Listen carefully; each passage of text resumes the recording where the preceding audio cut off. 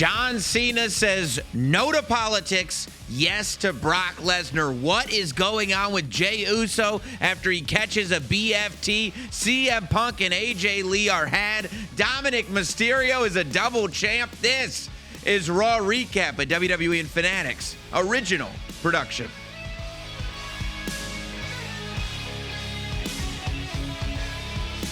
Oh my goodness, Megan. What a show, what a night on the Go Home Monday Night Raw before WrestlePalooza. Only a few days left until WrestlePalooza, and this is where we end with Jey Uso having his face shoved into the mat by LA Knight. I tell you, Megan, I thought that when we saw these Usos getting back together, when Jimmy and Jay reunited and they were staring down Braun, I said, this is the story. This is what we've got in front of us, but it has become something completely different. Yeah, there's a lot of questions about Jey Uso. Yeah. What's going on? There's a lot of questions about LA Knight after what happened tonight, but closing last week by spearing LA Knight left a lot of people on the internet talking about what the future looks like for Jey Uso. And I think we have an equal amount of questions tonight after Monday Night Raw. Well, yeah, but now it's not just like about Jey Uso. It's about LA Knight as well. Here's the question that I have, and mine is not just reserved for the internet. You could ask this question in real life too. Was Jey Uso right? Was Jey Uso right? Jey Uso, these accusations have been hurled towards Jey Uso. These accusations, all of a sudden, it's so, there's no honeymoon period whatsoever for Jimmy and Jey Uso. They were together for literally one show. One show. They end the show together. Jay says, I can't do it alone. I need you. Jimmy says, I'm here. And by the next show, they're already bickering about whether Jay is too much ingrained in their family, whether Jay wants to be a champion or Jay wants to be like Roman Reigns. But it gets to a point where Jay is telling Jimmy, the only people to trust are our family. And Jimmy's telling Jay, look, that's what got us into this mess in the first place. Now you're sounding like Roman Reigns, whose thumb we just got out from under. Except, everybody's throwing the word receipt around. Jey Uso goes, yeah, okay, let bygones be bygones. Maybe it was too much, right? From the beginning of the show, Jey Uso and LA Knight are at each other's throats. All of a sudden, Adam Pearce is interested in keeping his superstars under control. All of these shots that you have at Adam Pearce. I've just never seen it before. Now he's trying to keep stars under control. I've never watched an episode of Monday Night Raw where I'm like, oh, the priority for Adam Pearce is keeping his superstars under control. Well, Andy just started throwing around people's salaries, right? For no reason. Oh, I'll start docking you pay. I'll start docking you for what? I mean, anyway. So they're like, well, we don't want our pay docked. I felt like it was a threat that was not. It was a little bit of an abuse of power is how it felt to me. But so they get it, whatever. LA Knight's got to go find a partner. He finds Jimmy. Jimmy says no at first. Jay's a little too, I'm the one calling the shots here. You have to say no, which Jimmy was already going to say no. But Jay basically said, you have to say no because I said so. He doesn't like being told what to do. No, and I get that. I'm the same way. Family's complicated. It's very complicated. Like, I'll be ready to, I'm 100% going to do something. If my brother came to me and said, like, you have to do this, I go, well, I'm not doing it. Now it's not getting done. And it could be something I really wanted to do. Like, I'm going to Disney World. My brother goes, you have to go to Disney World. I go, I'm not going. I'm not going to Disney World now. And that's exactly what we saw tonight with Jay and Jimmy Uso. A little bit different than Disney World, teaming with LA Knight. I don't know. Both are magical. Yeah, I mean, both are a dream come true when you think about it. I would love to have a tag team with LA Knight. It'd be incredible. It would be fun. Yeah. So Jimmy goes, you know what? Yeah, I will be your partner. And I think maybe Jay saw all this happen and he goes, okay, maybe I was a little too harsh.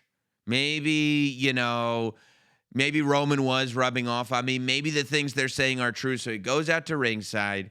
He helps his brother Jimmy, who's getting beat down. LA Knight gets back in the ring. LA Knight is about to hit Jay with a chair. There's a lot of tension between these two. Very much. Rightfully so, though. Well, they've both wronged, Correct. depending on whose perspective you look at it. But LA Knight is behind Jey Uso with that steel chair, contemplating. I have it. I could just do it right now. Jey turns around. He felt it. He turns around and he's going like, what are we doing, Us? What are we doing? We're cool. And LA Knight goes, okay. He throws the chair down. And to me, I go, okay. Jey goes, that was your receipt. Almost hitting me with the chair, I can accept. Most of the time, if I turn around and Megan, you're sitting there with a steel chair, I'm not cool with you. Because you were about to hit me with that chair. Like, that's the least cool thing ever. But if I put the chair down, can you forget about it? Not in the moment. No, I'd be furious. I'd be fuming. But Jey goes, now, had I speared you the week before, maybe I would have had the emotional intelligence and maturity, like Jey did tonight, to go, you know what? I can see why he wanted to hit me with a chair. It's cool. They embrace. They press the flesh. They dap up. That's right. And then LA Knight from behind grabs Jey Uso, BFT to the canvas, Jay's face. And now you're talking about, right, and talking about losing perspective. Days before the Usos team up for the first time in God only knows how long, to go to WrestlePalooza, the first premium live event on the ESPN app. This premium live event that WWE is holding up on a massive pedestal. Cena and Lesnar, Cody and Drew, the biggest mixed tag maybe ever. And the Usos are finally back together. And what's happening days before this? On one end, you got Bronson Reed pinning Jimmy Uso. And on the other end, Jey is now eating canvas after a BFT. And you have to wonder, when Jimmy looks on and realizes what has happened, is he thinking, oh my gosh, Jey was right. These guys don't have our backs at all. Yeah, and then you have to wonder about the tension between all of them. Is Jey going to point the finger at Jimmy and say, hey, I told you not to get us into this mess? And then there's the question of who the heck was Jey on the phone with? Oh, I didn't want to get into that. That seemed like family business. It did. That seemed, talk about tension. Okay, before we get to the phone, well, now we have to. You've opened that can of worms, Megan Morant. But also, I just want to point out, anytime like tribal chief or you sound like Big Oos or you sound like Roman, it feels like all of the air is completely let out of the building. Everybody goes, don't say the thing. Don't say it out loud. So, okay, so before we get there, do you think Jey was right? Do I think Jey was based right? on the fact that he ate that canvas, based on the fact that he got BFT'd to end this show, that LA Knight took his handshake and spat on it? Do you think Jey Uso was right? Do I think Jey Uso deserved it? Or do I think he was right to tell Jimmy what? Okay, good. I'll clarify. Do you think Jey Uso was right about not trusting any of these? And I'll just say it, fools. He didn't say fools, but that was the vibe. I do think Jey Uso was right not to trust anybody. Oh, you're Big Oos, huh? Yeah, I just think when you're in the World Heavyweight Championship picture, it changes everything, right? But technically, like, they're in that sphere, but that's not. You're saying just being a contender in the division? Because this is not about the World Heavyweight Championship at the moment. No. It's one step away, removed maybe.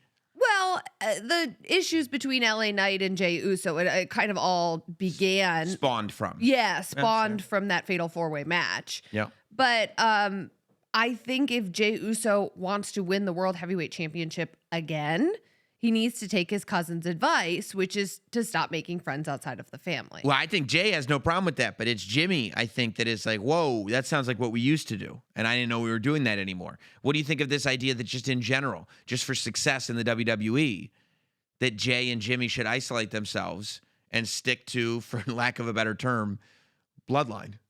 Are we show friends or we show business? Wow, you are bloodline through and That's through, right. and I love it. I love it. Okay, but now, to get back to your other 2 points, I mean, you talk about a line that cut. You know what I mean? Like, sometimes it's like, oh, when Jimmy looks at Jey and he says, I don't see an ulafala around your neck. I was like, don't say it. Don't say things we can't take back. I'm like, what's going on? And it's, you know why it's tense? Because I thought we had worked through all this. Like, I thought we had kind of come to a good place. I thought we were on the other side of it. where Jay has had experience now as world heavyweight champion. Jimmy had kind of found his own lane on SmackDown over there. Roman has kind of more embraced where he's at and embraced the fans. And then Jimmy starts saying, "You're acting like Roman." Now, this is stuff that only family could say. Yeah, but it is also the type of stuff that, like, when family says it, they don't talk to each other for 6 years. You know what I mean? Yeah. One of those weird family fights that just happened one night. Yeah. And, like, you spend a generation not And then speaking you with each eventually other. kind of forget why you're even fighting in the first place. Very Hatfields and McCoys. Like, not good. I mean, yeah, so I gasped. I clutched my pearls when he said that. So do you think Roman and the world heavyweight title corrupted Jey Uso? I asked you that a few weeks ago, remember? And you were like, nah. I think you said nah. I think. Nah. But Just like that. Nah. nah. Nah. I think nah. But I think as you look at it now, right? It's like there's been a change, and I kind of wonder. And I know, but you know how I've been. I mean, the fact that we're even dipping our toes in Bloodline story, there is, hours and hours of footage to back up my claim. If there's anything I've done in my life, it's overanalyzed every second of Bloodline story ever told. Okay? Can you give me that? I can give you that. Okay. So now that we're back in it, I'm going, is Jay changing? Or is the trauma that Jay suffered? Well, hey, listen, is the trauma that Jay suffered under Roman Reigns showing itself now that Jay has found a level of independence and success as a world champion of his own? That's a trauma that doesn't go away. Hurt people hurt people. Is Jay exercising trauma deep down that we saw in his eyes when we were going through the tribal court of Sami Zayn, when we were going through everything that we were going through? Which one are you? All of that. Was that ever really worked through? Or did we mask it with success, and now on the other side of that success is that trauma showing itself When you first started, by mimicking Roman Reigns himself? well, when you first started talking about trauma and all of this, I'm like, oh gosh, here he goes again. Sam's lost it. He's overanalyzing. But when you really bring it up and you paint the picture the way that you just did right now, Is there something? there might be something. Is there more than nothing? It's very fun to yeet and dance and sing with Jey Uso. Yeah. But the Jey Uso we've seen over the last few weeks show us a different side to Jey. He's not having fun. He's not. And it gives me pause Right. because I like my Jey Uso to have fun. Me too. I And like so to does the have audience. fun. Did you hear the audience when it went, Uso? Did you hear them go nuts? And they all yeeted. He doesn't even wear the yeet shirt right now. I know. He wears the Monday night shirt, which you got to have in your collection as well. But, I mean, I think there's a lot here. And I don't know if he has worked through all of the bloodline stuff. It was a lot. A lot. It was Years. what, a 4-year period? Years. 5-year period? Years. Now, who was he on the phone with? Who was he on the phone with? Because let me tell you something. Whenever you're around a friend and they're saying something on the phone, oh, who was that? No. You don't even need to worry about that. I mean, my first guess was Roman Reigns. To the point where I even thought Roman Reigns may show up tonight at the end of Monday Night Raw. Because it seemed like he was on the phone with Roman Reigns. But listen. And then I thought, well, maybe it was Paul Heyman. And then I'm thinking, why the heck would Jey Uso be on the phone with Paul Heyman? And then I was like, who else would be on the phone with Solo Sikoa? That doesn't seem right. That doesn't seem right. It seemed like he was getting guidance from somebody. And Paul Heyman, last I checked, had a broken larynx. Yeah, you can't give guidance. So with he's probably not on the phone with a Yeah, broken larynx. yeah. But I mean, I don't know, man. And again, going back to the bloodline, there's been so much with that phone. Right? Remember Roman called, the phone was disconnected. Remember Paul Heyman had to pick up the other phone. Like there's always phones involved, but I'm dying to know. It's just this little thing that flew under the radar maybe for some. And then I was like, maybe it's Sami Zayn. No, it can't be Sami Zayn. He's busy with the United States Championship. Who could it be? Roman and Paul Heyman are the two names that popped up to me. Yeah. Because those are the two names that I would imagine Jay would go to for guidance. Unless it was a chief even higher that I that's don't even I want to was say. gonna I don't say even want to that put too. that in the universe right now. I know. Like a Fine. well, like a Like a really big boss. mhm. Wow. Yeah. I mean, Who you knows? never know. Who knows? We'll finally find out at some point. Oh. So, I mean, there's a lot. There's a lot. And we go crazy, and it's a lot of fun. I mean, so much to break down at the end of that episode. I'm going through and I'm like, man, we got to talk about Jey Uso. We got to talk about the CM Punk and AJ Lee stuff. We got to talk about all that drama with double champ, the mega intercontinental champion, Dominic Mysterio, and the Judgment Day and the jealousy that Finn Balor was showing. And then I was like, Bailey coming back. And then I was like, wait a minute.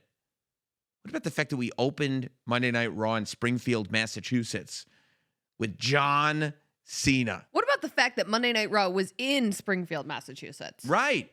And Monday Night Raw's never in Springfield, Massachusetts. it hasn't been in a while, and it was packed out. They brought in the small screen so they could bring as many people in to see John Cena, who had apparently played football just down the road. Yeah, I love that. On the Tron, they had his number 54. So cool. Very cool. So cool. Good offensive lineman, which John Cena told everybody that prepared him for life in WWE. And how great is it? And he was talking about his entrance because, you know, there have been people who have like called into my radio show and been like, don't you think his entrance should be different now that he's like a good guy, now that fans are cheering for him? Wasn't that like an obnoxious entrance? And I said, no, I love the entrance. Yeah, it's the best. And he addressed why. Mhm. He said it gives us a reason to celebrate. It gives us a reason to make noise, to get that energy out there. I was excited to hear Alicia Taylor do the announcement. too. Oh, That she was great. She was great, and John Cena loved it too. But I'm sitting there going like, I wonder what this is going to be about. And it's just about this match with Brock Lesnar, and I kind of love that it was just about this match with Brock Lesnar and how big this match with Brock Lesnar is going to be. You know, he was saying that John could say no. He could have said no. He still could, I suppose, say no. Yeah, he could go to the back and politic his way out of this thing. He said he doesn't politic. He said he doesn't play politics in the back. He said he doesn't think anybody except maybe Brock Lesnar would be upset if he said no. I'd be upset. I want to see John Cena versus Brock Lesnar. I you know, but I mean, I remember. So I thought they did a great job on SmackDown. Oh, I loved that package. Yeah, like showing the sort of parallels that I never thought of. Yeah, and OVW. Yeah, in the early 2000s with both of them coming in. And this realization that really, like, we think about John Cena's success, but the reality is that at WrestleMania 20, Brock Lesnar's first run in WWE was coming to an end. He had already beaten The Rock. He had already been world champion. He had already main evented WrestleMania with Kurt Angle. Like, he had already done all this stuff. And John Cena was just finally finding himself at WrestleMania 20. But to see that parallel then leap, and you go to like the Monday Night Raw after, I think it was WrestleMania 28, when Brock Lesnar first came back from UFC and confronted John Cena. And like, it was mind melting when that happened. We had all come to terms with the fact that Brock Lesnar was never going to be in professional wrestling again. So when that Brock music played that night, it was, I mean, of all the Brock returns, that to me is the one where I was like, this can't be happening. Right, I mean, I was standing next to you when he returned at SummerSlam. Oh, So if 28 was bigger than that, I can't even imagine. I what think- young Sam Roberts was. not that young, but I can't even, I can't even tell you. But then, so there's like that era, but then there's also like, I mean, I would really recommend everybody go back and watch the John Cena Brock Lesnar match from SummerSlam that happened after WrestleMania 30. After Brock Lesnar beat the streak, the SummerSlam match was John Cena versus Brock Lesnar. And it was like, so like, I mean, John Cena referenced it and talked about how he is the founder of Suplex City. Right? And he doesn't care how many suplexes Brock Lesnar had. But that's true. The whole Suplex City thing was started in this John Cena match. And I remember being in Los Angeles for that SummerSlam and watching that John Cena-Brock Lesnar match happen. And, I mean, Brock Lesnar beat John Cena so bad that even as like a member of a pro wrestling audience who's aware of what I'm watching and the story and all this stuff, It's an uncomfortable thing to watch. Like That's Brock Lesnar. Like that's how badly he beat him. And really like the Brock beating Undertaker at WrestleMania 30 and then the SummerSlam match, those two things combined are what creates this modern version of Brock Lesnar, where to your point, it is, you say that's Brock Lesnar. That's right. It's an uncomfortable thing now. I mean, you watch just the entrance on SmackDown, yeah. and I'm nervous. I know. And then he's frowning and you're nervous. And then he starts laughing and you're like, this is much scarier. Yeah, and then he rips his pants and I'm still nervous. Yeah. And you're worried about Stu. Yeah. Because he's yelling at him and everything. Yeah. I love that, you know, Cena fully confessed. And it's interesting. It's the same thing Rey Mysterio said on this show last week, that he realized he was afraid of Brock Lesnar when he was in the ring with him. Tough time. And John Cena, that's the worst time to realize that. But John Cena said, yeah, he's afraid. And yeah, he might fail. But he pulled out, he went full Tom Petty. He said he's not going to back down. And he won't. Back down. That's right. That's what he said. That's what he said. And I do love that he cited the sign that was in the crowd where he said his jorts are stronger than Brock Lesnar's jeans. Unfortunately for him, Brock Lesnar wrestles in MMA shorts. He does not wrestle in jeans. So I don't know if that will be as helpful as John Cena thinks it is, but I do think that tonight John Cena did a great job of kind of just sharing a moment in Springfield again, like one last time, but also getting across the gravity of what John Cena versus Brock Lesnar on ESPN in 2025 really and truly is. Yeah, and that there's been a lot of questions. It's like Brock Lesnar returns at SummerSlam. It's like, well, why did he return? Why do we get that match? And I think between Friday and the package that they played, telling the history, and Cena's promo tonight, we have a better understanding now of what this means and just how important it is. We definitely have a better understanding of what it means to John Cena. Mm-hmm. I still want to know, is like Brock just like full Thanos here? Like, I'm just doing this because it needs to be done. I'm doing this because I can. I'm doing this because John Cena's retirement run should end now. Or is there a deeper meaning? Like, why has, so far, here's what we've gotten. Brock Lesnar asks where John Cena is. Option 1, somebody tells him and he F5s John Cena. Option 2, the person says, I don't know where John Cena is, and he F5s the person. Somebody's getting F5'd. So I'm interested to find out, I don't know if Brock Lesnar will be on SmackDown or not, but if he is, I hope to, I want to hear from Brock. I want to hear why now has he decided this has to end? Yeah. This retirement run has to end. And it's like, man, here's the thing about Brock as well, is Brock has been in so many situations where you go, yeah, but Brock's going to lose. WrestleMania 30, everybody was like, yes, Brock Lesnar is here to be a credible opponent for The Undertaker to beat. That's what it was. That's why that reaction happened. Everybody going in goes, Brock Lesnar is here so that we go, oh, he'd be tough to beat, but of course The Undertaker's going to win. And then Brock Lesnar wins. And then he goes on to SummerSlam and you go, oh, Brock Lesnar beat The Undertaker so that John Cena can look like $1 million when he beats Brock Lesnar at SummerSlam. And then, as I said, it was an uncomfortable shellacking that John Cena took. Brock Lesnar destroyed John Cena. And we've seen this go to WrestleMania 34 in New Orleans. Oh, they go like this. This is what they said at that time. They go, I don't want to see Roman Reigns win the title again. And it's Roman and Brock just so Roman can win the title. That's why. And then Brock Lesnar beats Roman Reigns. I mean, that's the story of Brock. So there is this version here where, like, in my mind, I'm going, yeah, John Cena's got to win this match. He has 6 appearances left. It's his retirement tour. We want to see Cena Brock, but obviously Cena's going to win. And then you point out all these examples, and I go, shoot. Right, because you're not looking at Brock going like, man, if somebody would just pass the torch to him. Like, no. It's his torch whenever he wants it. Nobody passes anything to Brock. He takes what he wants. And you go, yeah, so in that case, well, clearly John Cena's going to win. And you go, oh, wait, it's Brock. There is no clearly. I hope we hear from Brock on SmackDown.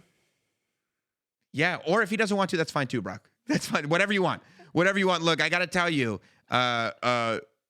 John showing up in Springfield in his Springfield colors with a shirt just for tonight is something that I've loved about the John Cena retirement tour. Of course, you can grab the whole Springfield collection right now at WWE Shop and Fanatics. I think this is actually an especially special set of merchandise because Springfield is so near and dear to John Cena. It's got, the tees, the hats, the sweatbands, the towels, and more available now at WWE Shop. Of course, we're going to get another set for WrestlePalooza as well, so make sure you have that. There's also new Superstar tees up on WWE Shop. What we got? This is one you need. Brand new Kabuki Warriors collection. Oh, I do need that. Just dropped on Monday. Got it! They are becoming my favorite part of Monday Night Raw. I mean, they're the best. Of course, you got the CM Punk shirts, AJ Lee, and WrestlePalooza is this Saturday, whether you're going to be in Indianapolis, whether you're watching at home, whether you're watching with friends, whether you're watching alone. Maybe you're streaming. Ooh. You gotta come correct. You gotta gear up at WWE Shop and Fanatics with official event merchandise and superstar gear for the big night at WrestlePalooza. It's going to be fantastic. And one of the big matches that we haven't spoken about in terms of tonight's Monday Night Raw is, of course, the mixed tag team match. CM Punk and AJ Lee. AJ Lee back competing in a WWE ring for the first time in well over 10 years versus Seth Rollins and Becky Lynch. I think Joe Tess referred to it as the mixed tag that nobody saw coming. And I would say that is a fair statement up until the fatal four-way at Clash in Paris. That's when people went, wait a minute. When Becky came out at the end. And I believe, if I'm not mistaken, even on the Clash in Paris recap podcast that we did, you said, could we get AJ Lee? And I was almost like, I don't know about that. I don't know. And then it was the post show. Right, where the poster came up. Yeah. And we're like, now we're talking, and we had 2 weeks of wild speculation, and boom. And there was a minute there where we thought it was going to be Rhea Ripley. Right. And nope, AJ Lee. That's right. AJ Lee comes back to light it up.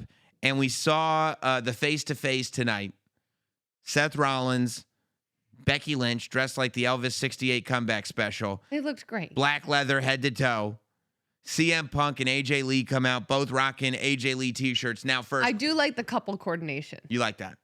Yeah. And I think it both, last week, we talked about how these are both very functional couples, having Healthy. having each other's backs. And I think that was shown right from the fact that they came right. I think that's right. I think that's right. Do you give any credence to the fact that CM Punk pointed out that AJ Lee and Punk were able to agree on the fact that they would both light it up and come out to AJ Lee's music? However, Seth needed his own moment and Becky got her own moment. Well, they're both champions. Champions need a moment. Man, Morant, you are quick. It's a very solid argument. I mean, champions always get their own music played, right? Of course they do. They're champions. They're representing the brand. And they both have titles. On the highest possible level. Yeah. No, that's a great point. That's a great point. Okay, so it's pointed out astutely that AJ Lee has a bad neck. By the way, I think Becky is very smart for reading AJ Lee's book. Yeah, that's the type of competitor she is. Preparation. She's going to read up on her opponent. That's a very Megan Morant thing to do. You would be like reading autobiographies and stuff like it. And it's like, did you know where they went to elementary school? And I'd be like, I don't see how that applies to your match. I'd be like, well, I read their book. So I'm just going to drop my little nuggets of knowledge here. Right. Just like Big Time Bex did. She's studying up on the opponent. She's not one to overlook any opponent, even though she is the greatest female wrestler of all time. Says who?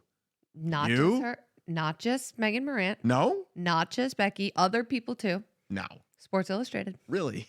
Yeah, Sports Illustrated is saying it. ESPN is saying it. Really? Yeah. Wow. That's pretty impressive, actually. But it is pointed out that she found it in the book, which AJ has not read Becky's book. I love Shame that we on have her. authors, too. This is there's a very highbrow production. AJ Lee has a bad neck. And Becky, is talking about, it's Seth, that's a vulnerability. And what's it going to be like? Listen, and that's true.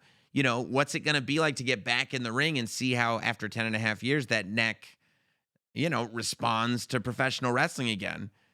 AJ Lee feeling confident. Well, and I love how Becky brings up to Punk. She's like, listen, just a bracelet with AJ's name on it sent you into a blood feud with Drew McIntyre. What's it going to look like when I'm beating her face in?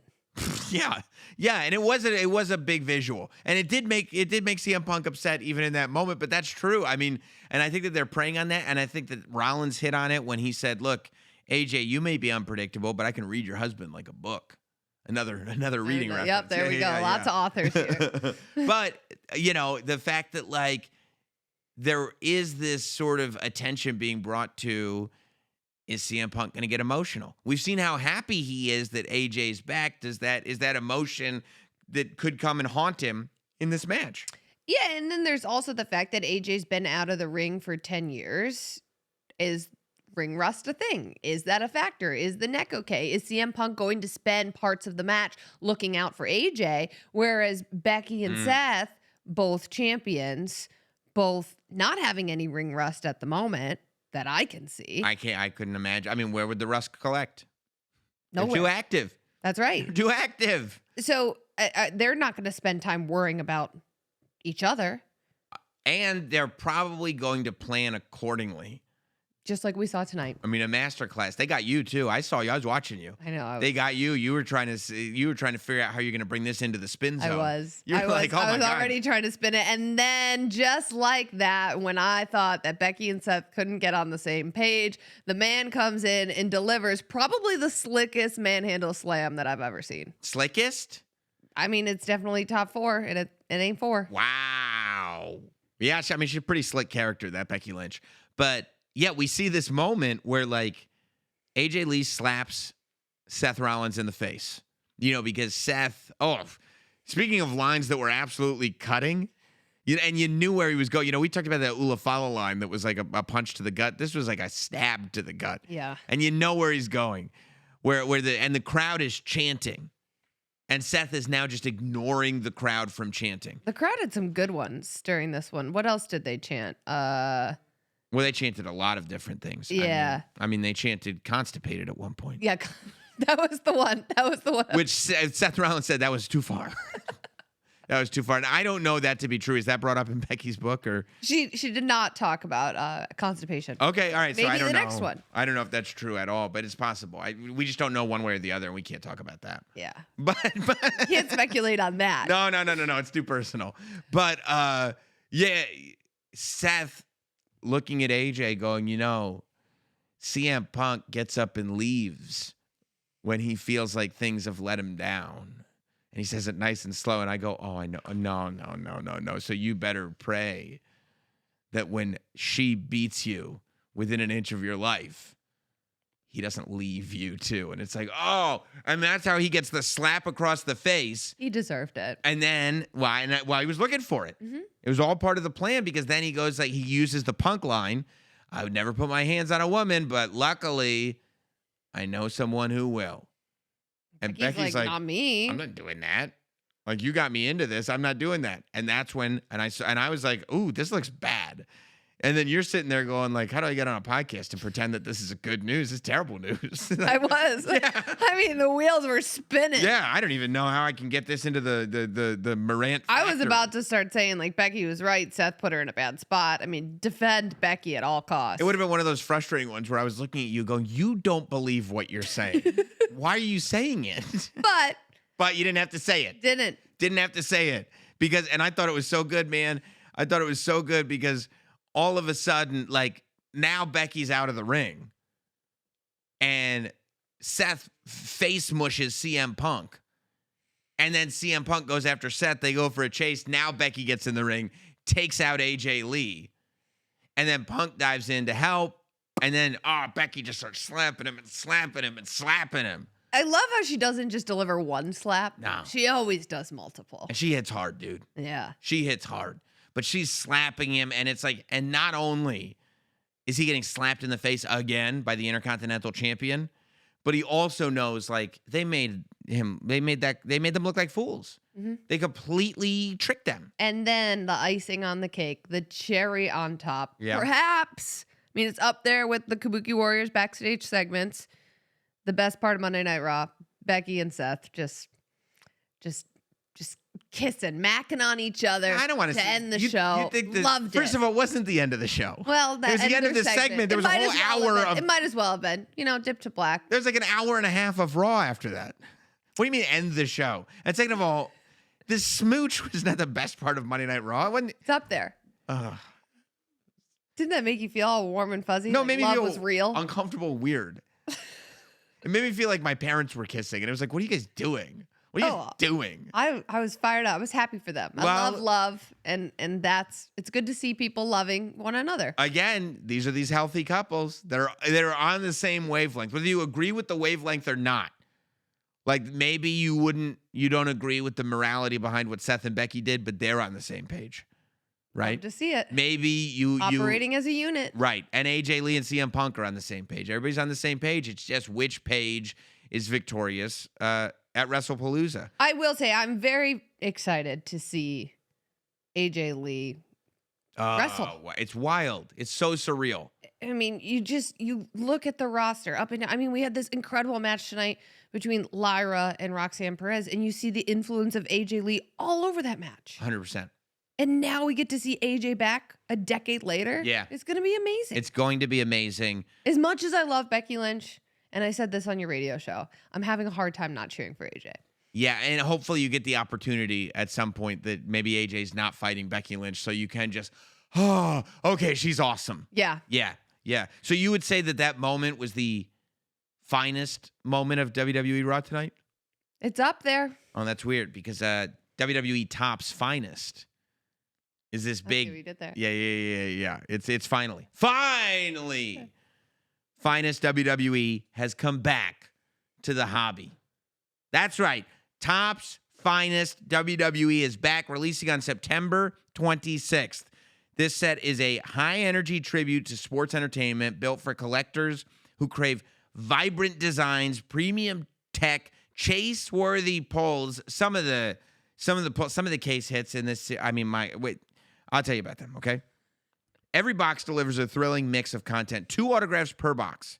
Okay. A full spectrum of base and parallel cards, rare refractors, and inserts that highlight the biggest names and moments in WWE today. It's a 300-card base set, is a collector's challenge. It's packed with common, uncommon, and rare tiers, each available across a rainbow of parallels. Plus, each case of boxes guarantees one major case hit. There's Dark Energy, there's Double Exposure. This is the one I'm excited for. This is what I want to find. Case hit Ula Fala cards. Oh. And they look so cool. Whether you're chasing your favorite superstar, prospecting new talent, or going for the full rainbow 2025 finest WWE brings the action.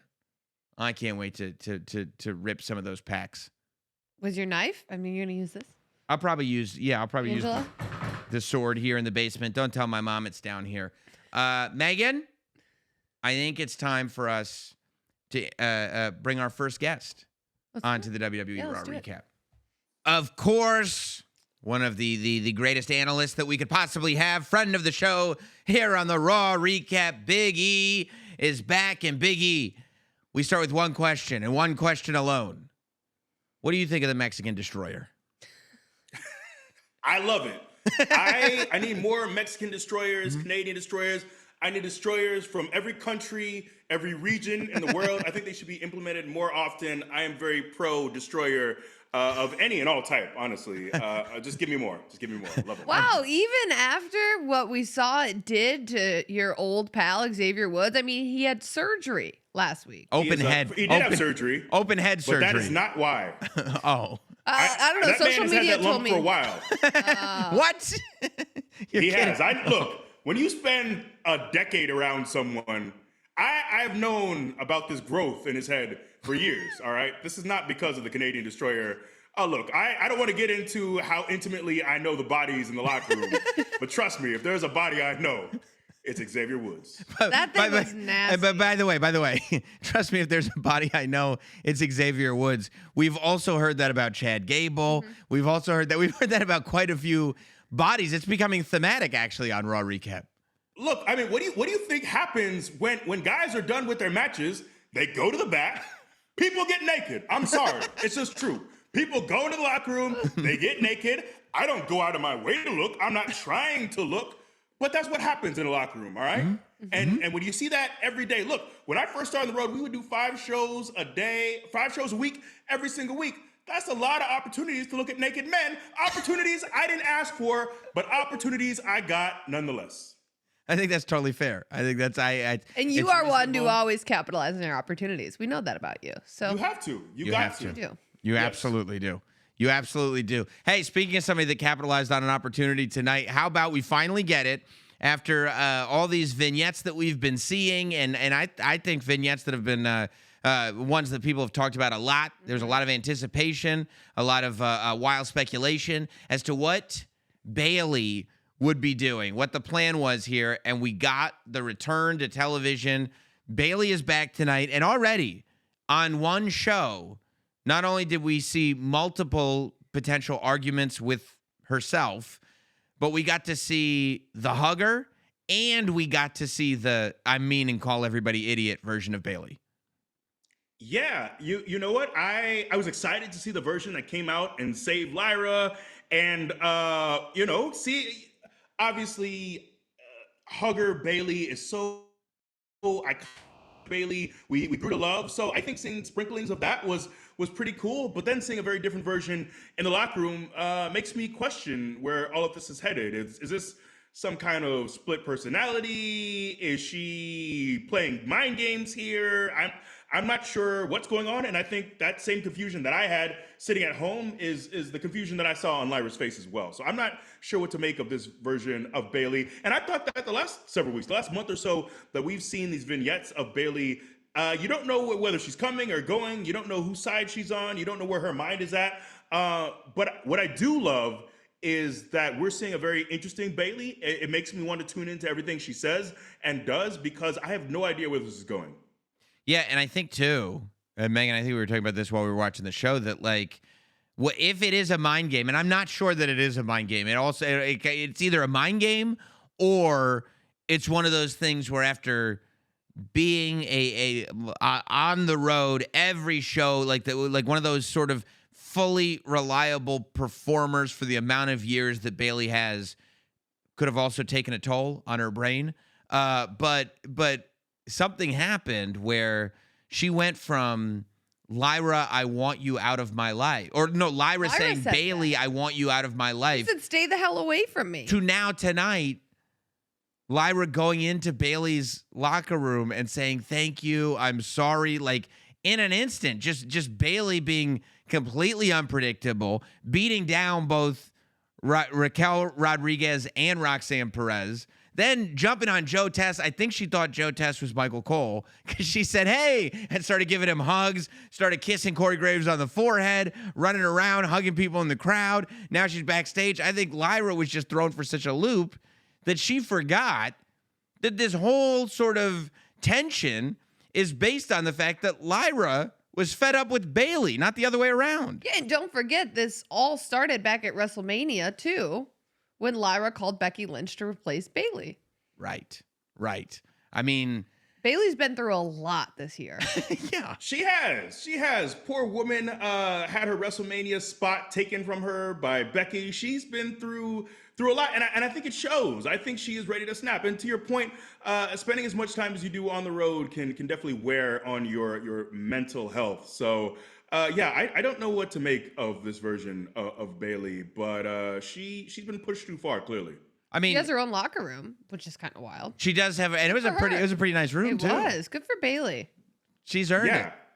Yeah. You hear all these stories about how Bayley's so good for the locker room and she's always there. I was a little taken aback to see that she not only has her own room, but oftentimes when people have their own room, they'll invite others in. It was just her, and there was a lot of yelling in there, but it was just Bayley, and I found that curious. I found that odd. They also, they're always, you see these docs, and these old timer wrestlers will always say, I forgot where the wrestler ended and the person began, so I come home after being on the road for all this time, and I don't know how to be dad anymore because I'm so used to being this guy that now I want to get back on the road.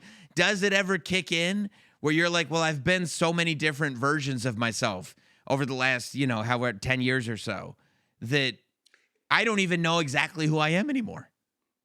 Yeah, it definitely can.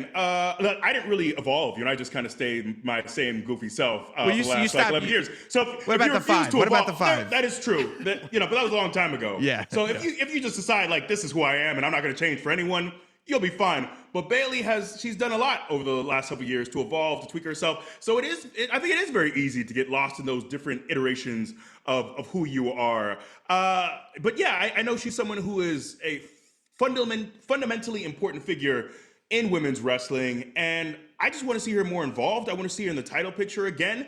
So if this is what sparks her to kind of get her groove back or to be, shuttled back to the top of the card, then I'm all about it.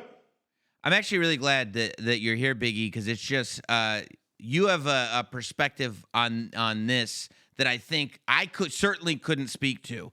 But do you feel any type of way after, not supporting Dominic Mysterio for as long as you haven't supported him for, to then see like this all come to fruition, everything that he said come true, see this guy become the first mega intercontinental champion, even watching his own teammates like Finn Balor be jealous of his success? I mean, that's got to be a crazy position for you to be in.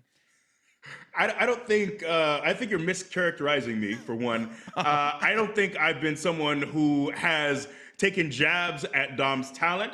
I'm saying I don't think he's someone who is of the highest moral character. Okay. I think he's someone who is a bit reprehensible in ways, but that doesn't mean the man isn't talented. Look, anytime he appears in AAA, it seems like the roof is about to blow off the place, and not just in AAA. Look, he gets an incredible reception, and I'll always go back to that WrestleMania post-show. The love he got is incredible. This dude is truly a star. Seeing the heights of his career, seeing how much he has grown, it's undeniable. But for you to paint me as someone who has just continued to deny Dom and his ability, that is highly incorrect.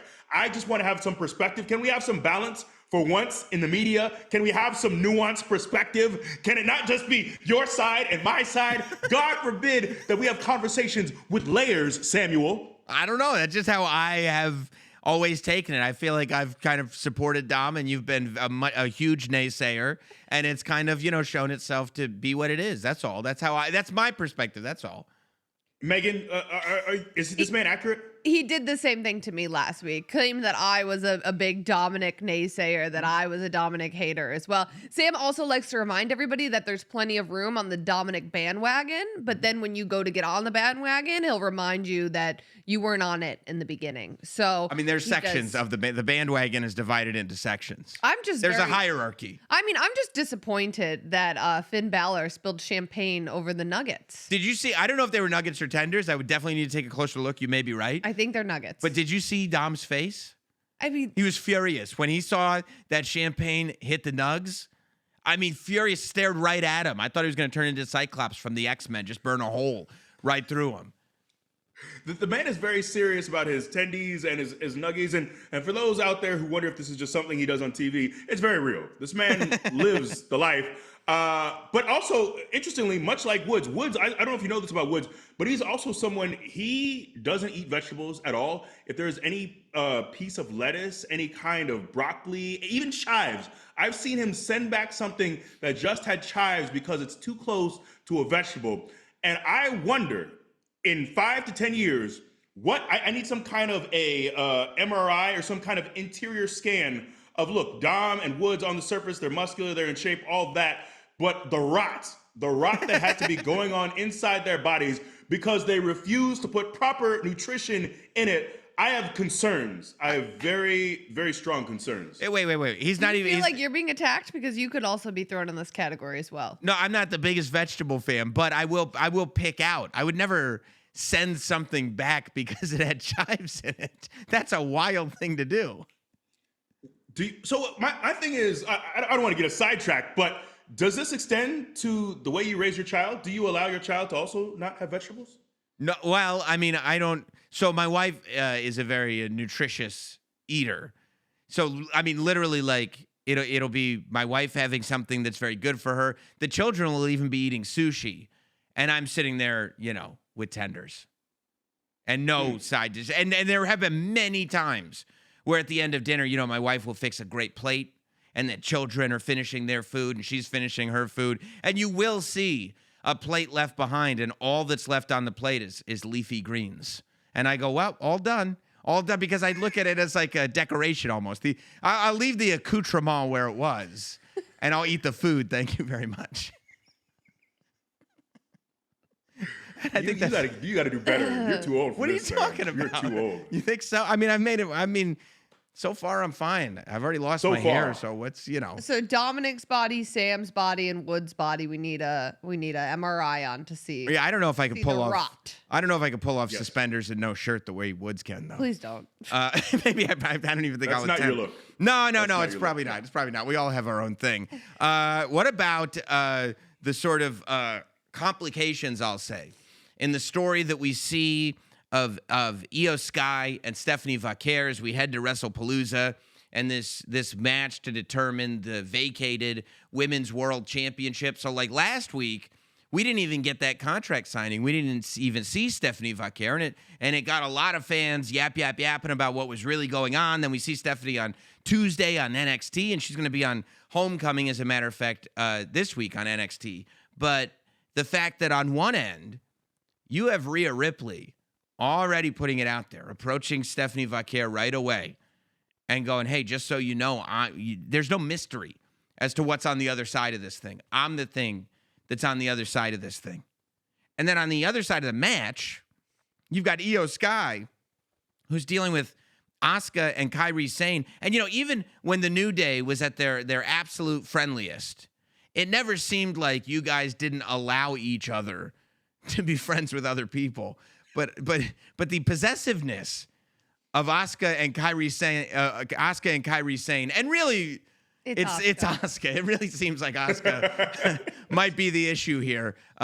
Is a wild thing. I mean, I guess what started as a match between two women who both had title matches coming up, so it seemed like they were the best picks for contenders, has become this sort of tree that's branched out in ways that I didn't necessarily see. Well, I think it's very easy when you have a trio and you're all coming up together and you're all fighting for the same thing. But then you see someone in Io Sky get opportunity after well-deserved opportunities, win world titles, get the spotlight. And look, Asuka is a legend in and of herself. Same like Kairi as well. Their careers are undeniable.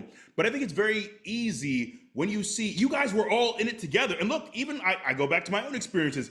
Seeing Kofi win the title, it's very easy to think, man, it was always about us as a trio. We were always on the same plane. And now one member is getting the spotlight. One member is doing all the interviews alone. One member is the one that's on the posters. Where are we? How do we figure into these things? So I think Asuka, and maybe to a smaller degree, Kairi as well, they're trying to figure out, like, what is our role in this scenario? It feels in many ways like Io has gone on to bigger and to better things, but how do we fit into this? So I think a lot of that is where Asuka's frustration stemmed from. And I can't necessarily agree with the way that it's being expressed, but I think I can understand some of that sentiment as well, because those three have been in it together for so long.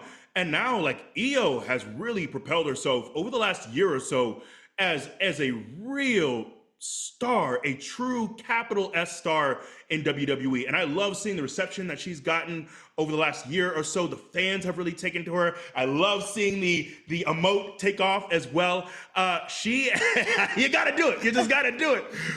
But man, I think Io in many ways has really separated herself from the field. And I think it's very easy to have some divisiveness in your group and your friend group creep in when that happens. And then there's also, Asuka. She's the veteran in that group, right? I'm sure she may feel like she's mentored these women and she sees Io going off and making friends. And maybe Asuka has the experience where she wants to still have some sort of control. And sometimes when you have that experience, you do have to act that way. Like a lot of people don't know around here. Like a lot of times if Megan and I get stopped by somebody, we'll have a little conversation. I'll keep moving. Megan will still be in the conversation. And just from down the hall, I'll go, Megan! And Megan will get startled and have to come and walk away. And That show does them. happen. that's Yeah, true. I was wondering where you're going with that, but that That's does true. happen. Yes. That's true. Biggie, I don't want you to go just yet, but I do have to tell everybody about Fanatics One. Yes, I don't know if you've heard about this, but introducing Fanatics One. Fanatics One is for all you give to the game. Now, there's a loyalty program that gives back to you. Yes, because being a fan deserves to be rewarded. Only Fanatics One members earn fan cash and all that comes with it. Exclusive apparel, iconic experiences, and rewards tailored to your fandom better than anyone else in the game. Join now on the Fanatics app and enjoy member benefits from day one.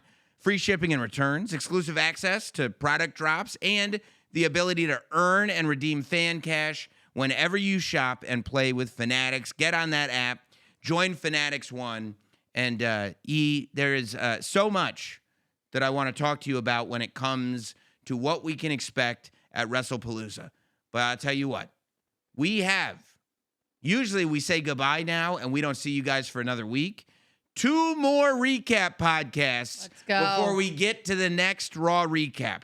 Of course, we're going to have the WrestlePalooza recap podcast that'll be out right after WrestlePalooza. We'll be on the scene in Indianapolis for that one. But we would like for you to join us before WrestlePalooza to put out a WrestlePalooza preview, non-recap, however, on the recap feed podcast. It's a preview. Let's do it. All right. So we'll do that. We will see you right before WrestlePalooza, maybe around Thursday. We're hoping that it'll drop. And it'll be me, and it'll be Megan, and it'll be Big E breaking down WrestlePalooza. Thank you guys. Make sure you're subscribed. We will see you then. Have a good one.